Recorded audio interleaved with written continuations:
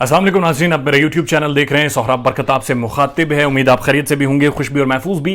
कुछ आम तरीन ट्वीट्स हैं जो आपकी खिदमत में पेश करना है, लेकिन उससे पहले एक बड़ी खबर यह है कि गुजरांवाला को इमरान खान ने फतह कर दिया है और ये गुजरांवाला सियासी तारीख में मुस्लिम लीग नून का गढ़ रहा है। असल जो स्ट्रेंथ रही है मुस्लिम लीग नवाज की पंजाब में, वो गुजरांवाला था। और गुजरांवाला जिस तरह से लोग निकले, जिस तरह से स्टेडियम भरा गया, तारीखी जलसा था। और इमरान खान पहली दफा गुजरांवाला गए थे और गुजरांवाला का जो जोश था, दीदनी था।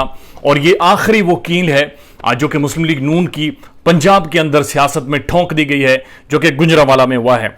तारीखी जलसा था, अजीम जलसा था। अहम बात यह कि इमरान खान ने गुजरांवाला जलसे में मरियम नवाज के ऊपर शदीद तनकीद की, चूंकि मरियम भी उनके ऊपर यही, मरियम ने इससे पहले जो जलसा किया था उसमें तकरीबन 20 बार इमरान खान का नाम लिया था। और इमरान खान ने सिर्फ एक ही बात की है और उन्होंने कहा कि जब अमेरिकन ऑफिशियल्स मरियम नवाज से मिलने गए तो मरियम नवाज की कोशिश थी कि वो उनके सामने लेट जाए ताकि उनके जूते गंदे ना हों और वो मरियम के ऊपर पांव रखकर गुजर जाए। यानी इतनी ज्यादा आजिज़ी मरियम नवाज उन्हें दिखा रही थी।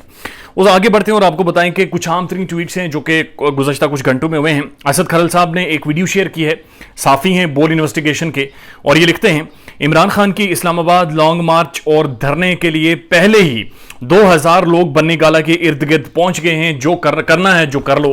यानी 2000 लोग इस वक्त बन्नी गाला इमरान खान की रिहाशगाह पर मौजूद हैं और वो वहां पर जो जंगल है, दरख्तों के नीचे उन्होंने बिस्तरे बिछाए हुए हैं और वहां पर क्याम कर रहे हैं और कह रहे हैं जो मर्जी कर लें। अब ये लॉन्ग मार्च भी होगा और तारीखी लॉन्ग मार्च होगा।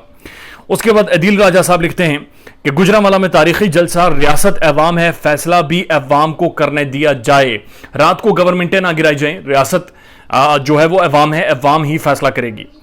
देन उसके बाद आप देखें तो सिद्दीक जान साहब लिखते हैं सुप्रीम कोर्ट के 100 मोटों के बाद राना सनाउल्लाह बौखला गए। शाहजेब खानजादा के प्रोग्राम में तकरीबन 3 बार लफ्ज बेगैरत इस्तेमाल किया और शाहजेब खानजादा के प्रोग्राम में पूरा टाइम चीखते रहे। ये बुखलाहट का शिकार हैं, चीखते रहे, बेगैरत का वर्ड इस्तेमाल करते रहे। और प्राइम टाइम टेलीविजन शो था और 3 बार उन्होंने वर्ड बेगैरत इस्तेमाल किया है।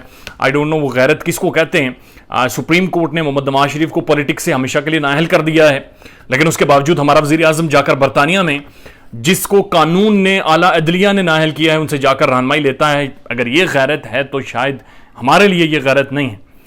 इमरान रियाज साहब लिखते हैं और भिखारियों, ये कौन से पावर प्लांट्स चालू कर दिए हैं बिजली के लिए? यहां लाहौर में भी हम तरस रहे हैं, कपड़े तो इस्त्री करने दो। इतनी तो गुंजाइश देंगे कपड़े इस्त्री कर सकें। खबर घुमन साहब लिखते हैं सिर्फ ये खबर समझने के लिए जरूरी है कि इमरान खान की बुरी मईशत की वजह से उन्हें नहीं निकाला गया और क्यों लोग तहरीक इंसाफ के जलसों में भरपूर शिरकत कर रहे हैं। यानी ये समझने के लिए जरूरी है कि इमरान खान की मईशत बुरी नहीं थी, क्यों निकाला गया और क्यों लोग जलसों में शिरकत कर रहे हैं।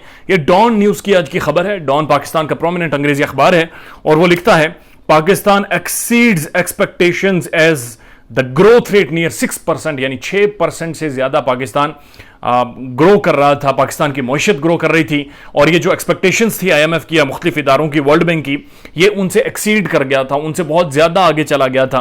और हम देख रहे थे पेट्रोल के ऊपर सब्सिडी मौजूद थी, सेहत इंसाफ कार्ड लोगों के पास मौजूद था, मुख्तलिफ स्कीम्स चलाई जा रही थी, डेकेड ऑफ डैम्स कहा जा रहा था, लॉन्ग टर्म इमरान खान की पॉलिसीज थी, मुल्क बिल्कुल मुस्तहकम था और एक बेहतर वे में चल रहा था। अचानक रात 12 बजे गवर्नमेंट चेंज करके इंपोर्टेड गवर्नमेंट लाई गई और आज पोजीशन ये है कि ये खतरा है कि कहीं श्रीलंका की तरह मुल्क डिफॉल्ट ना कर जाए, चूंकि जो गवर्नमेंट है वो फैसले नहीं लेना चाह रही, IMF के पास नहीं जाना चाह रही, क्योंकि पॉलिटिकली उन्हें नुकसान होगा। अपनी पॉलिटिक्स को बचाने के लिए मुल्क को बहरहाल नुकसान नहीं दिया जा सकता। अपना ख्याल रखिएगा और हमारे चैनल का भी। अल्लाह हाफिज़।